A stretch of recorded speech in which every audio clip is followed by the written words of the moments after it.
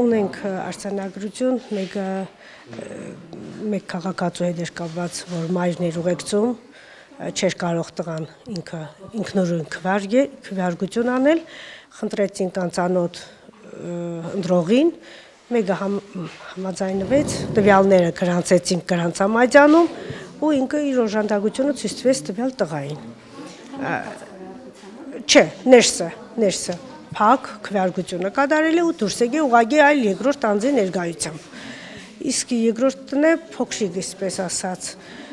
չի ասի միջադեպ, ուղղակի մեկը ցանկացավ բարձրաձայն քվեարկել, տվեց թեկնածուներից մեկի անունը, ես ուղղակի երկու անգամ այսպես շատ կոռեկտ ասեցի, որ ավելի լավ է անձայն ու ներսը քվեարկեք, որպեսզի ձեր քվեարկությունը ոչ մեկը տեղյակ չլինի։ Ինչ եք բարձրացնում ասում։ Չեմ կարող ասել, դա երևի իր ցանկությունն էր, բայց ես կողքից ասեցի ու ճիշտ է, նորից երկրորդ անգամ կրկնելուց հետո մտավ հա, լսեցինք, ոչ թե ես, բոլորը լսեցին ու դրա համար արձանագրություն ունենք գրված տվյալ անձի հետ կապված, բայց միջադեպ չի եղել։ Ինքը քվեարկեց, իր գործը կատարեց ու գնաց։ Կուտակումներ մի պահ եղել է, մենք կարգավորել ենք, իսկ ընթացիկն էլ արդեն մարդիկ քաղաքացիները գալիս գնում են։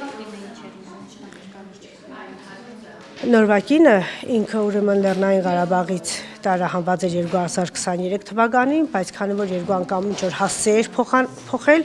6 ամսվա գրանցում չուներ տվյալ հասցեում, մենք ազգագրային բաժնից ցուցակի մեջ նրա անունը ընդգրկված չէր։ Կային էլ էսի դեպքեր ընդհանրապես։ Չէ, մի հատ ունեցել ենք լրացուցիչ ցուցակով, որը եկել է իր լրացուցիչ ցուցակով քվեարկել է ու անցային գնացել է։ Ունեցել ենք, հա, բայց իրենց ազնագրերով մոտեցել են, Ռուսաստանի Դաշնությունից ենք ունեցել, բայց արդեն իրենք մի տարի այստեղ բնակվող են եղել, հա, ու կարողացել են քվեարկել, որտեղ մատնահայտնել են տունել, ցուցակի մեջ էլ իրենց անուն ազգանունը եղել է։